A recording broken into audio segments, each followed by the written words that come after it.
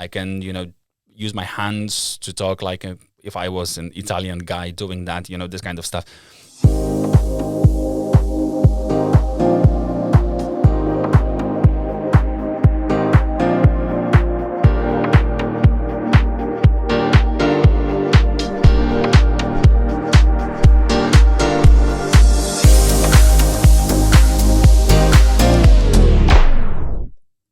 Hi guys, what's up? This is Mac from the Wi-Fi Ninjas, and today I will be testing Rode PodMic for you. It's this beauty. It's absolutely smashingly beautiful, little, compact, good-looking microphone. Look at how small it is.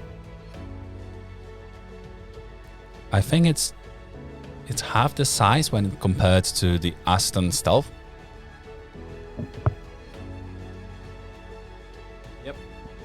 It is half the size, and it's also 3 times cheaper. So this microphone is a £100 microphone. I think I paid like £98 for this mic, and it absolutely sounds amazing in my opinion when connected to the Rodecaster Pro. So that's what it is. It's called the Rode PodMic, and this microphone is designed for podcasts. It's designed for vocals. It's designed for just a speech. And I think it does an amazing job doing just that. It sounds, in my opinion, incredibly fine. It's not way behind the SM7B even. It is, okay, it's not as good, as rich, as detailed, but it's also 3 times cheaper, 3.5 times cheaper, which is extremely cheap for what it is. It feels extremely well built. It's extremely heavy, but not as heavy as Aston Stealth. Of course, nothing is, and it still delivers, right? I don't feel like most people would need more expensive dynamic microphone than this. This is absolutely smashing for me, at least. I don't use that for some reason. I don't know why. Maybe I should start just using it if I wanted to have a dynamic microphone. I don't know. So this is Rode PodMic, and let's take a look at the distance tests. Okay, so I'm now eating it up. It's around 3 inches away from my mouth, and this is how this microphone sounds. It's connected to Rodecaster Pro. It has its own profile called PodMic, surprise, on a Rodecaster Pro, and I'm using gain of 40% on it. It feels quite high, but I don't hear too much noise. When I don't talk, noise gate kicks in, there is no noise. I can hear very slight noise behind my voice, but it's really very slight noise. It's way lower than with Aston Stealth with no phantom. Actually, I think it's even lower than with phantom Aston Stealth. And it's about the same as SM7B, which is an achievement for this price especially. And now I'll move the mic 6 inches away from my mouth, which is around 15 centimeters. So it's outside of the camera view almost. You will still see a slight part of it, but it will be more practical. Now it's not too practical because I don't have any wiggle room. I cannot just go to left and right and just, type and stuff. I can't do it. I have to sit on top of the mic all the time for the sound to be consistent. So when I move it slightly farther away, you won't be able to notice this, slight movements of my head anymore because it's farther away. And now it's 6 inches away from my mouth. I will adjust gain so it gives us the same output level. I had to put it up to around 50%, 49% to give us the same output level as with 3 inches away. So now it's 6 inches away from my mouth. You can barely see it in the view on the screen, and I feel that this is already too much for this mic. Okay, I can hear my voice is being distorted. I can hear quite a lot of noise behind my voice. I don't think I like it anymore. Okay, so I don't use any preamps. This is connected directly to the Rodecaster Pro. I will do a secondary test with a Dynamite preamp connected to my mic, inline between mic and the Rodecaster Pro, and we will see how that performs. But now I feel like it's too far away. 15 centimeters away is too far away for the PodMic. Let's take a look at the 35 centimeters away. I would never use this mic 35 centimeters away, but just for the sake of testing, I've done that with different mics. So let's do it with that mic as well.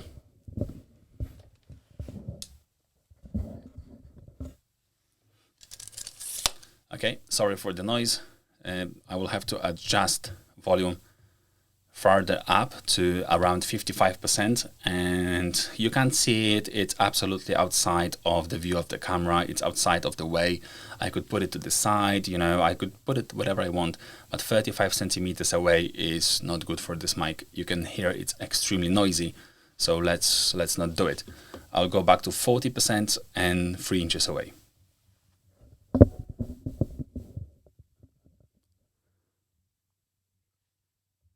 Actually, since we're here, let's try to find a middle ground. Because with this mic, I'm not sure if I will be eating it up.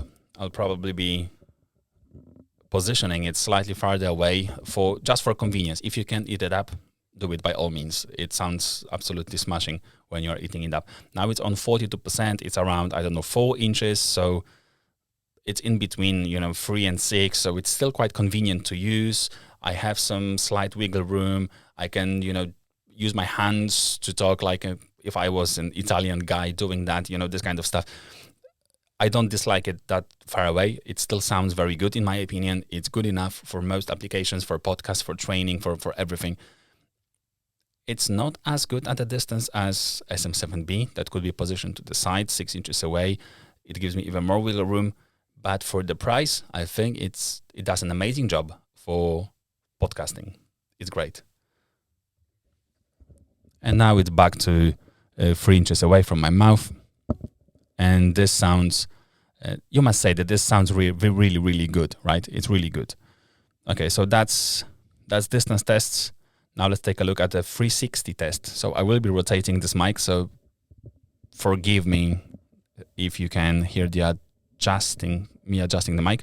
So I'm on the top of the mic and I'm talking directly to the top of this microphone, and I will be rotating it slightly now. And now I'm talking to the side of the microphone, and this is how it sounds. And now I am talking to the back of the microphone, and this is how it sounds.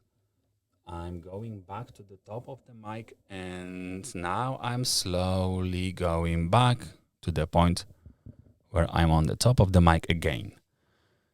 All right. So let's take a look at typing.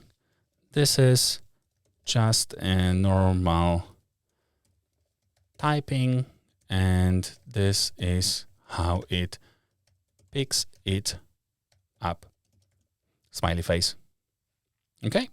I hope that you didn't hear it. I didn't hear it in my headphones, really.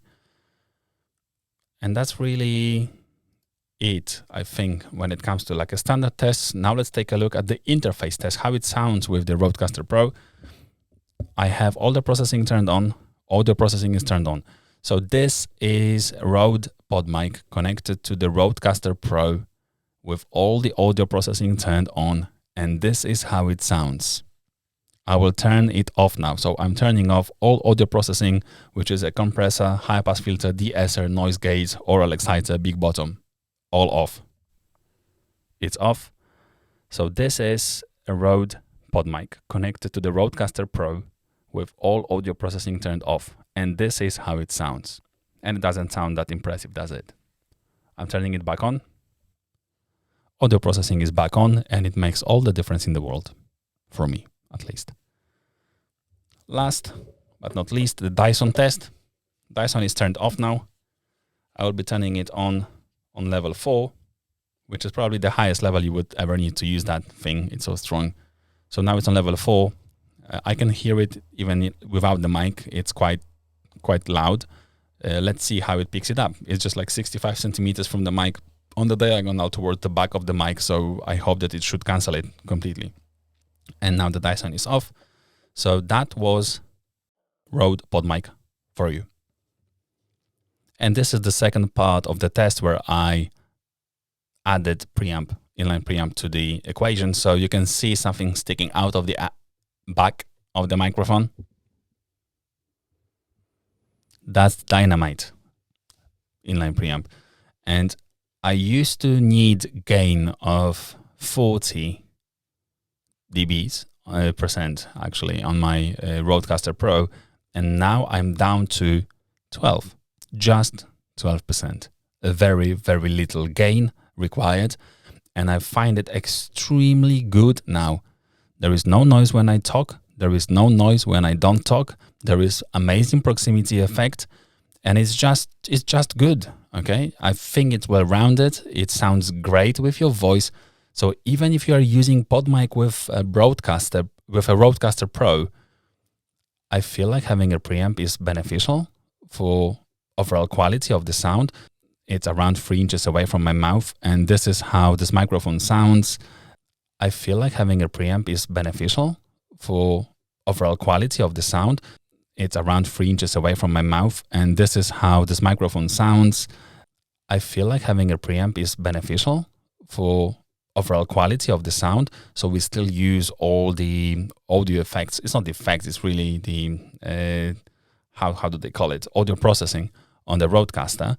And it gives you this big bottom, it gives you this nice, juicy, colorful voice, but you don't have that noise. So I don't need to use like gain of, 40% plus to make this thing sound very, very good and pleasant. I'm not sure about you, but I think this is extremely close to Shure SM7B. It's very good. It's very good. Okay, so quick 6 inches away test. So let's put it slightly, outside of the camera view, and I will have to adjust gain. So now I would say this gives me like a lot of wiggle room. It's probably how I would prefer to use it. I put my gain up to 16% now, and this thing still sounds very good. It's very good. I like it a lot. 6 inches away from my mouth. Now it's a little bit more. Okay, but it sounds incredibly well, in my opinion. What do you think?